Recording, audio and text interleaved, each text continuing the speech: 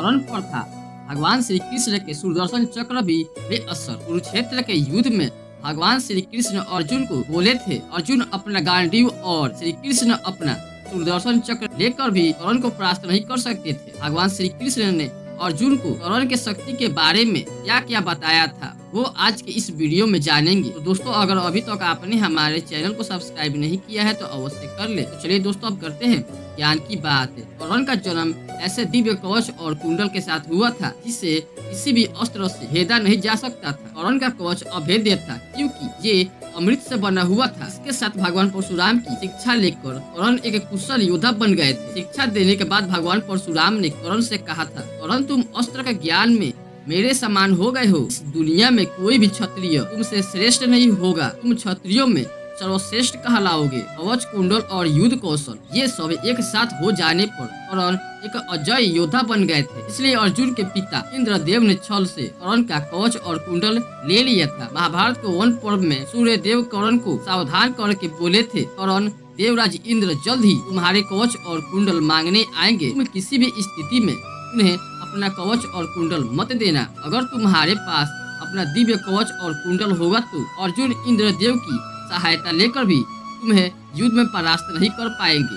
महाभारत में कर्ण को भीष्म, द्रोण और कृपाचार्य से भी श्रेष्ठ बताया गया है। भीष्म, द्रोणाचार्य, कृपाचार्य ये सब मिलकर एक साथ भी कुरुक्षेत्र में जो नहीं कर पाए थे, कर्ण ने अकेले ही बड़े ही आसानी से वो कर दिखाया था। युधिष्ठिर को कुरुक्षेत्र युद्ध में भीष्म, द्रोण, कृपाचार्य में से कोई भी बंदी नहीं बना पाए थे।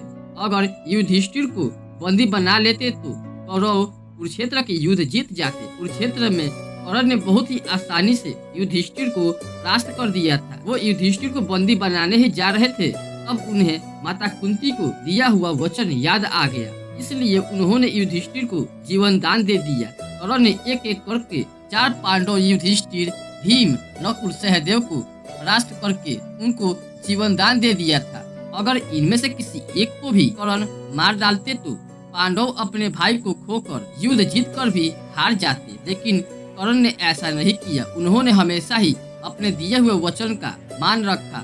महारथी कर्ण में इतना पराक्रम था कि उन्होंने अकेले और केवल एक रथ के सहारे पूरे पृथ्वी को जीतकर उससे अपने मित्र दुर्योधन को भेंट में दिया था। कर्ण की इस महान कार्य को देखकर दुर्योधन ने कर्ण से कहा था, मित्र, आज तुमने मुझे जो वस्तु दिलाया है वो भीष्म, द्रोण और कृपाचार्य कभी भी नहीं दिला पाए। कर्ण के पराक्रम को देखकर पितामह भीष्म ने कर्ण को युद्ध में श्री कृष्ण के समान कहा था। दोस्तों, हम जानते हैं कि भगवान के समान कोई नहीं है और ना ही हो सकता है, लेकिन जब कोई इतना महान हो जाता है कि हम किसी आम मनुष्य से उसकी तुलना नहीं कर पाते, तब हम भगवान से ही उनकी तुलना कर बैठते हैं। पितामह ने भी ऐसा ही किया था। कर्ण ने कुरुक्षेत्र में ऐसे कार्य किए थे जो कोई और योद्धा कभी भी नहीं कर सकते थे। जब घटोत्कच के साथ कर्ण का युद्ध हो रहा था, तब घटोत्कच महादेव का बनाया हुआ एक शक्ति अस्त्र कर्ण के ऊपर फेंक दिया था, लेकिन कर्ण ने महादेव के उस अस्त्र को खाली हाथ से ही पकड़ लिया था और उसे घटोत्कच के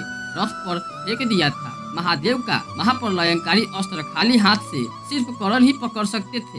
कर्ण जिस सम्मान और प्यार के हकदार थे, नियति ने वो उन्हें कभी नहीं दिया। कोई गलती ना होते हुए भी जीवन में उनको एक से बढ़कर एक श्राप मिलते गए, लेकिन इन श्रापों ने कभी भी कर्ण को रोक नहीं पाया। श्रापित होने के बावजूद भी भारतवर्ष के सबसे बड़े युद्ध कुरुक्षेत्र में कर्ण ने ऐसा पराक्रम दिखाया था कि लोग आज भी उन्हें सर झुकाकर नमन करते हैं। कुरुक्षेत्र में कर्ण ने साधारण बाणों से ही अर्जुन के ब्रह्मा अस्त्र को काट दिया था। कर्ण ने अर्जुन के गांडीव धनुष के 11 प्रत्यंचा को काट डाला था, लेकिन अर्जुन कर्ण के विजय धनुष के एक भी प्रत्यंचा को छू तक नहीं पाए थे। महाभारत में वेद व्यास जी लिखते हैं, अंतिम युद्ध में अपने पराक्रम से कर्ण ने अपने आप को अर्जुन से सर्वश्रेष्ठ साबित कर दिखाया था। कुरुक्षेत्र में ऐसी स्थिति आ गई थी कि कर्ण को मारने के लिए श्री कृष्ण ने अर्जुन को अपना सुदर्शन चक्र तक दे दिए थे। कर्ण के भार्गव अस्त्र से अर्जुन को बचाने के लिए भगवान श्री कृष्ण को अर्जुन को युद्ध भूमि से बाहर लेकर जाना पड़ा था। श्री कृष्ण ने ये सोचकर अर्जुन के युद्ध से बाहर लेकर गए थे कि अर्जुन को लौटते लौटते कर्ण युद्ध करके थक जाएंगे और कर्ण अर्जुन से लड़ नहीं पाएंगे, लेकिन ऐसा बिल्कुल भी नहीं हुआ। कर्ण ने पूरा दिन युद्ध किया, लेकिन फिर भी वो थके नहीं। अर्जुन जब कर्ण से युद्ध करने लौटे थे, तब उन्होंने अर्जुन को लगभग मार ही डाला था। अंतिम युद्ध में कर्ण अर्जुन पर अपना सर्प बाण चलाया था। अगर श्री कृष्ण ने कर्ण के उस बाण से अर्जुन की रक्षा ना करते तो अर्जुन कर्ण के हाथों जरूर मारे जाते। लेकिन भगवान श्री कृष्ण जिसकी रक्षा करते हैं उसे भला कौन मार सकता है। कर्ण के पराक्रम को देखकर श्री कृष्ण ने अर्जुन से कहा था, युद्ध में कार्तिकेय के समान शक्तिशाली कर्ण के सामने कोई भी खड़ा नहीं हो सकता था। अगर कर्ण कवच और कुंडल के साथ लड़ने आता तो देवताओं के साथ साथ तीनों लोक को भी जीत लेता। इंद्र, देव, वरुण, कुबेर और स्वयं यमराज भी कर्ण को परास्त नहीं कर सकते थे। अगर कर्ण के पास दिव्य कवच और कुंडल होता तो अर्जुन, तुम अपना गांडीव उठाकर और मैं अपना सुदर्शन चक्र लेकर भी कर्ण को परास्त नहीं कर पाते। लेकिन तुम्हारे हित के लिए ही इंद्र ने छल करके कर्ण का कवच और कुंडल छीन लिया था। दोस्तों, इस विषय में आपका क्या ख्याल है, हमें कमेंट बॉक्स में कमेंट करके अवश्य बताएं। और वीडियो पसंद आई हो तो वीडियो को लाइक करें, चैनल को सब्सक्राइब करें, क्योंकि आपको ऐसा वीडियो हमेशा मिलता ही रहेगा। धन्यवाद।